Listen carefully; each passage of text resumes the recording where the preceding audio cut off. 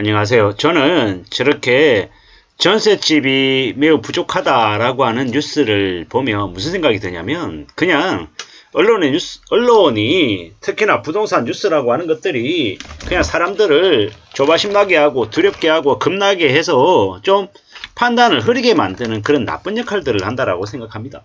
매물이 없다. 과연 매물이 없나? 좀 의아한 거죠. 동북권이다. 전세 수급 지수 긴선이 돌파했다. 수급 불안이 본격화됐다. 되게 막연한 얘기죠. 신규 아파트 입주 물량이 전무하다. 5월달에. 그래서 전세값이 올라간다. 이 무슨 말장난인가라는 겁니다. 참 그냥 어이가 없는 거죠. 그냥 아무 말이나 그냥 다 해대면서 부동산 관련해서 사람들이 불안을 느끼게, 뭔가 빨리 좀 조바심 내서 빨리 뭔가 결정하게끔 만들려고 하는 것 같습니다. 이런 것들이 우리 보통의 사람들의 마음을 불안하게 하고 겁나게 하며 좀 안 좋은 방향으로 끌고 가는 게 아닌가라는 생각이 들었습니다. 최근에 국토부가 19만 가구의 그 공급 계획을 누락을 시켰죠. 사람들에게 뭐라 그랬습니까? 공급이 부족하다. 부족하니까 빨리 집을 사야 된다. 특히나 청년층들에게 저금리로 대출이자 혜택을 주니까 빨리 집을 사라, 이런 식으로 많이 꼬드겼단 말이에요.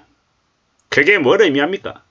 사람들에게 거짓된 정보를 제공해서 잘못된 판단을 하게 만든 거다라는 겁니다. 실상은 부동산 공급 물량이 부족하지 않았고 충분했고 조바심 나게 만들어서 좀 더 비싼 가격에 사게 만든 거다라는 겁니다. 우리가 주식을 사든 부동산을 사든 뭘 사든 싸게 사는 게 보통 사람들 입장에서는 매우 유용한 겁니다. 근데 정부가 나서서 그렇게 비싸게 사게끔 분위기를 조장했다라는 건 사실상 정부가 관련 업계와 같이 담합해서 사기를 친 겁니다. 보통 사람이 만약에 보통 기업이 그런 일을 벌였다라고 하면 처벌을 받아야 되는 거죠. 근데 정부는, 국토부는 그에 대해서 그냥 어물쩡 별일 아닌 것처럼 넘어가고 있다라는 겁니다. 이게 말이 안 되는 일인 거죠.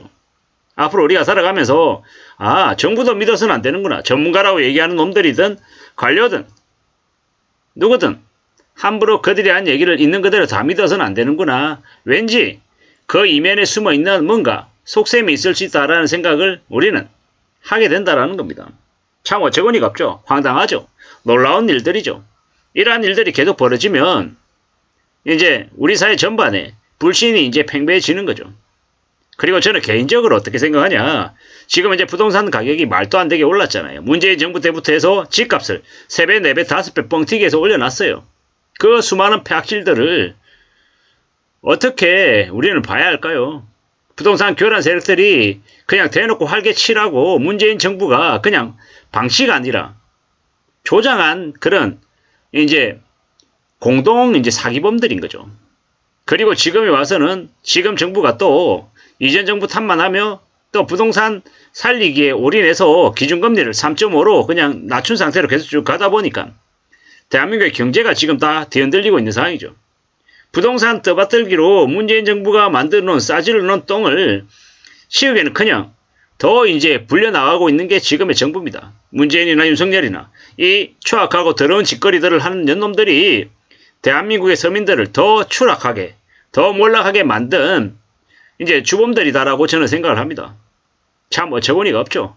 이게 뭔가 싶습니다. 앞으로 우리가 맞이하게 될 무시한 엄청난 일들이 누구 때문에 벌어지는 거다? 저 나쁜 놈들 때문이다라는 겁니다.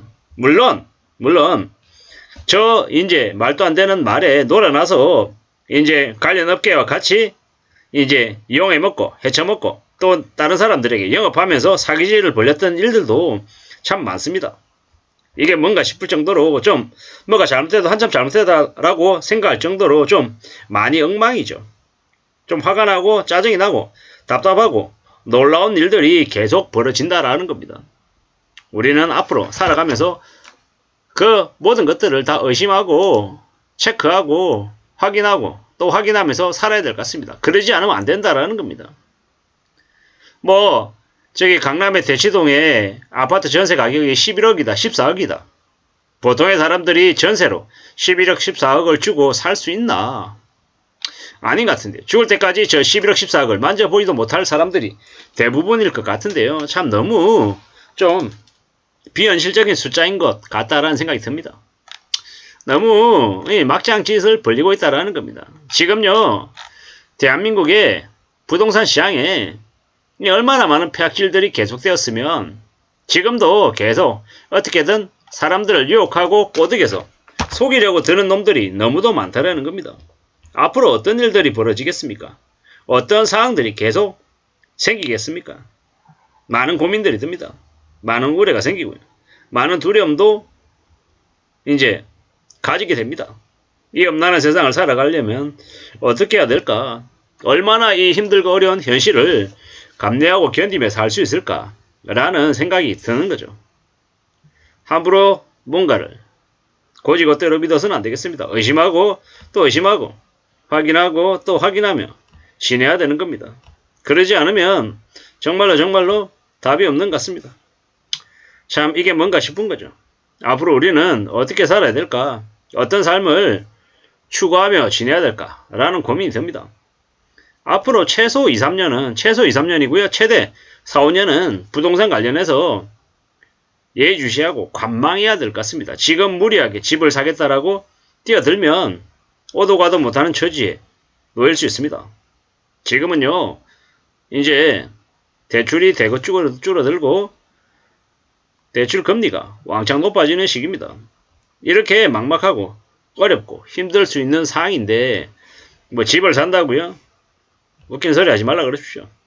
지금 집 잘못 사면 죽을 때까지 자기뿐만 아니라 자기 자식들까지 허덕이며 살게 됩니다. 그런 무서운 일들이 지금 현재 벌어지는 중이다라고 생각해야 됩니다. 참 막막하고 참 두렵고 참 우려스러운 일들이 계속될 거다라고 봐야죠. 이게 뭔가 싶은 겁니다. 왜 이런 일들이 계속되는 걸까요? 참 황당하고 어처구니 없고 놀랍죠. 앞으로 우리가 맞이하게 될 이 엄청난 일들은 아마 계속될 겁니다. 꽤 오랫동안 지속이 될 거다라고 봐야 되겠습니다. 너무 많은 폐악질들을 벌려온 문재인 정부나 지금의 정부나 앞으로 점점 더 이제 엉망이 되는 것 같습니다. 이게 뭔가 싶기도 하고요. 앞으로 더 우려스럽게, 더 염려스럽게 삶을 내다봐야 될 것 같습니다. 그러지 않으면 정말로 답이 없겠다라는 겁니다. 너무 개막장이다라는 겁니다. 이게 뭔가 싶기도 하고요. 좀 점점 두렵고 염려스럽고 걱정스러운 상황들이 아마 계속될 것 같습니다. 이제 금리는 계속 올라갈 것이고요. 부동산 시장이나 주식시장이나 자산시장은 점점 더 안 좋아질 거다라고 보는 게 맞을 것 같습니다. 그렇기 때문에 함부로 우리 보통 사람들에게 인생에 있어서 몇 안 되는 결정 중에 하나인 부동산 거래는 더욱더 신중해야 된다라는 말씀을 좀 드리고 싶었습니다. 이상입니다.